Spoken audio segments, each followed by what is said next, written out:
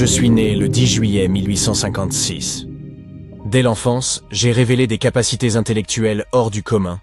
J'étais doté d'une mémoire extraordinaire. Les sciences et les mathématiques n'avaient pas de secret pour moi.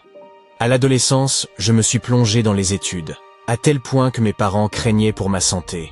Je partis donc en 1875 étudier le génie électrique en Autriche et découvris la nécessité de développer des moteurs et générateurs à courant alternatif sans collecteur. Je devins ingénieur en 3 ans au lieu de 4. Mais affaibli successivement par la malaria et le choléra, je me décourageais. Ceci n'améliora pas mon état de santé. Mon père, s'inquiétant pour ma santé, accepta finalement que je poursuive ma passion pour l'ingénierie électrique. Et après avoir fait des études complémentaires à Prague, je m'installai à Budapest en 1881, où je pris un poste dans la station téléphonique centrale. Grâce à mes capacités, j'en pris rapidement la direction. Mon acharnement au travail m'affaiblit de nouveau et je fus contraint de démissionner. En février 1882, après mon rétablissement, je trouvai enfin la solution au problème des courants alternatifs. Je perçus comment les utiliser pour créer un champ magnétique tournant biphasé, éliminant la nécessité d'un collecteur. Sur ce modèle, je créai des dynamos, des moteurs, des transformateurs. Je développais mes recherches, qui m'amenèrent à travailler à Paris, puis aux États-Unis, où je rencontrai Thomas Edison et travaillai avec lui.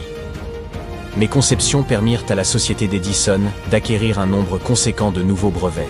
En 1887, je créai la Tesla Electric Company. Dès 1888, je fais breveter l'ensemble de mes inventions. S'ensuit une collaboration avec George Westinghouse et la commercialisation du courant alternatif. La guerre des courants est lancée, nous opposant à Edison et son courant continu.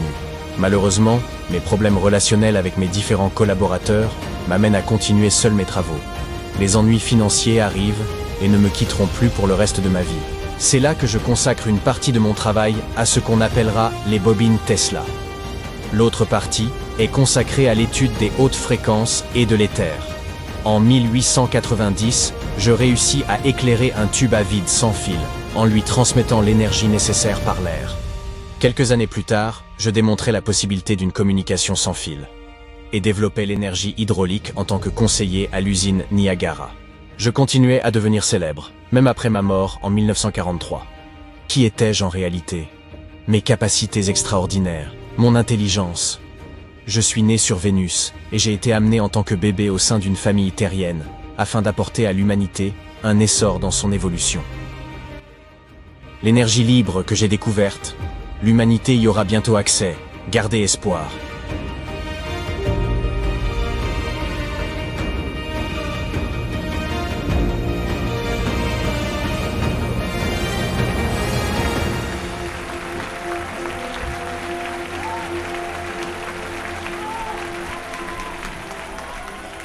Aujourd'hui, nous célébrons l'anniversaire d'un grand homme. Et ce grand homme était voué et est voué à apporter à l'humanité une clé du futur.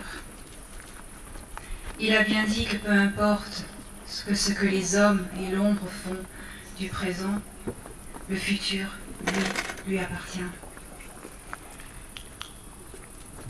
Thor Han Eredion, mon contact dans la Fédération Galactique et mon compère de toujours,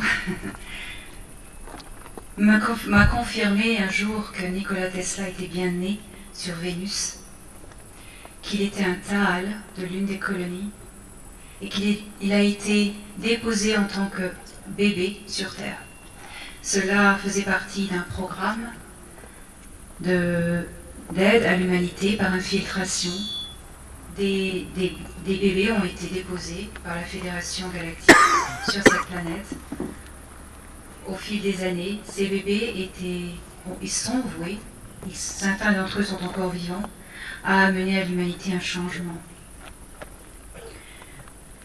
Lorsque je suis allée sur Vénus 2 fois, on m'a montré ces cités souterraines qui avaient une énergie qui leur donnait la puissance, le pouvoir, une énergie qui était tirée du vide, de l'air, de l'éther, une lumière qui venait de partout en même temps, qui n'avait pas de source centrale. Et on m'a dit que cette énergie était tirée juste de l'éther. Un peu plus tard, j'ai été invitée à visiter Neptune. La corrélation le point commun entre Neptune et Vénus, c'est qu'il y a un peuple extraterrestre qui habite sur les deux planètes, les Coldassi. Et les Coldassi sont un peuple extrêmement ancien qui était ici avant tout le monde. Ce sont des petits bonshommes avec des tentacules sur la tête. Ils sont très drôles, mais en même temps très sages.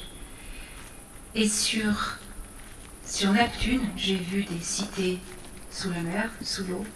Et chaque cité avait une balise indicatrice qui envoyait des signaux, qui pulsait des signaux pour indiquer l'endroit. Et j'ai été choquée de voir que ces balises ressemblaient, elles étaient identiques à des tours Tesla. Ça m'a un peu interpellée, et ensuite j'ai réalisé les Coldassi, ça c'est leur technologie. Ils ont aussi des colonies sur Vénus.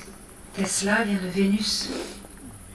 Donc, j'en déduis qu'il a apporté à la Terre une technologie qui est très ancienne et que tous les peuples galactiques utilisent. L'énergie libre, l'énergie de l'éther. Et ce soir, donc, nous célébrons ce grand homme. Pour l'instant, il y a un petit peu de retard. Ils ont bloqué ces découvertes. C'est pas grave parce que le futur rendra justice.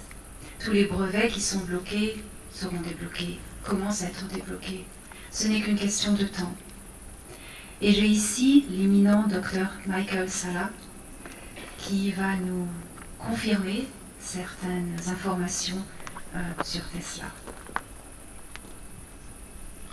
There was a Canadian researcher, Arthur Matthews, and he wrote a book called Wall of Light. Il y avait un chercheur canadien, Arthur Matthews, qui a écrit le livre Le mur de lumière.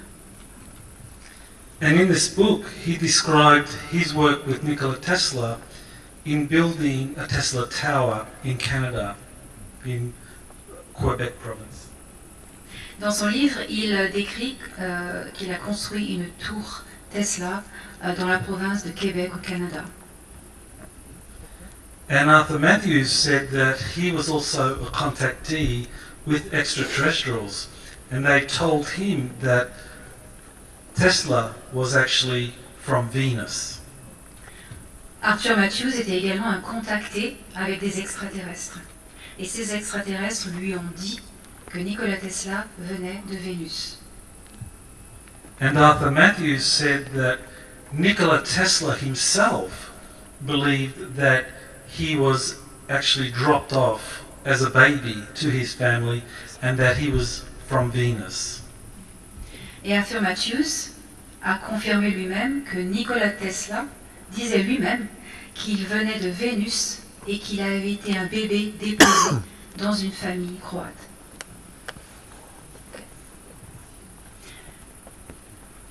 Donc nous célébrons ce soir l'anniversaire de ce grand homme et lui rendons hommage ici, faisant face au futur.